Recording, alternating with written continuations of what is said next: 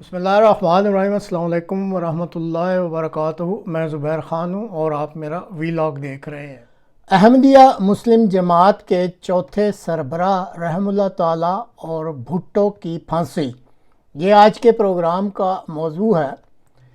احمدیہ مسلم جماعت کے معاندین کے ساتھ اللہ تعالیٰ جو سلوک کرتا ہے، اس بارے میں احمدیت کی ایک بہت لمبی تاریخ ہے، اور دشمنان احمدیت کے ساتھ ہونے والے ہر واقعے کے بعد احمدیہ مسلم جماعت کے ممبران کے ایمان کو ایک نئی تازگی اور ولولہ ملتا ہے۔ پاکستان میں جاری احمدیت کی موجودہ سرکاری دشمنی کی بنیاد ذوالفقار علی بھٹو کے دور میں رکھی گئی تھی، اور بھٹو صاحب وہ شخص تھے کہ جن کو پاکستان میں اقتدار حکومت دلوانے میں احمدیہ مسلم جماعت کا بہت بڑا کردار تھا۔ احمدیہ مسلم جماعت کے چوتھے سربراہ حضرت مرزا طاہر احمد رحمہ اللہ تعالیٰ نے پیپلز پارٹی کے ساتھ احمدیہ مسلم جماعت کی طرف سے تمام معاملات کو کوارڈینیٹ کیا تھا۔ اقتدار میں آ جانے کے بعد جب بھٹو نے اپنی محسن احمدیہ مسلم جماعت کو ہی نفرت کا نشانہ بنایا، تو احمدیہ مسلم جماعت کے تمام ممبران کے ساتھ ساتھ اس جماعت کے چوتھے سربراہ رحم اللہ تعالیٰ کو بھی شدید صدمہ ہوا۔ اب احمدیہ مسلم جماعت کو چونکہ اللہ تعالیٰ کی تائید اور نصرت حاصل ہے، اس لیے اللہ تعالیٰ اپنے پیاروں کی دل جوئی کے لیے خود ہی سامان مہیا کرتا رہتا ہے۔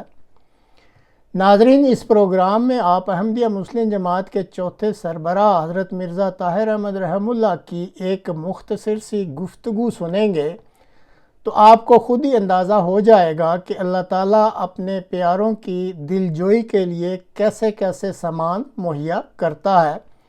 کاش کہ احمدیت کے مخالفین اور معاندین بھی ان واقعات سے سبق سیکھنے والے ہوں اور وقت کے امام کو قبول کر کے اللہ تعالیٰ کے غضب سے بچ جائیں۔ اللہ کرے کہ ایسا ہو جائے، آمین۔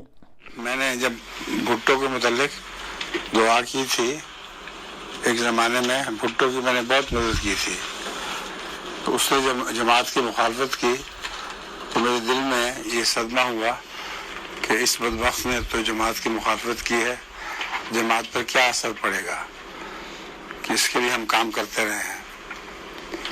تو اس وقت رات کو 2 بجے کے قریب میری آنکھ کھلی تو میں بڑے زور سے قرآن کریم کی آیت پڑھ رہا تھا، اذھب عمر اذھب عمر۔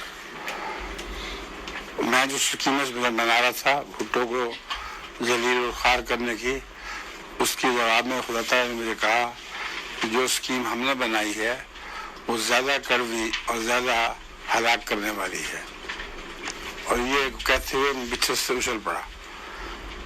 اب صبح اٹھ کر میں نے سب سے پہلے ریڈیو آن کیا، تو ریڈیو پر پتہ چلا کہ رات 2 بجے جس وقت میں رویا دیکھی تھی یا کشف نظارہ دیکھا تھا، عین اس وقت بھٹو کو پھانسی دے دی گئی تھی،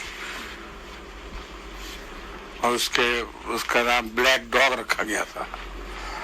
حضرت مسیح موعود علیہ السلام کا ایک اعلان تھا، قلب یموت علی قلب، کہ کتا 52 سال کی عمر میں مارا جائے گا۔ عین اس وقت بھٹو کی عمر 52 سال تھی جب وہ پھانسی دیا گیا ہے۔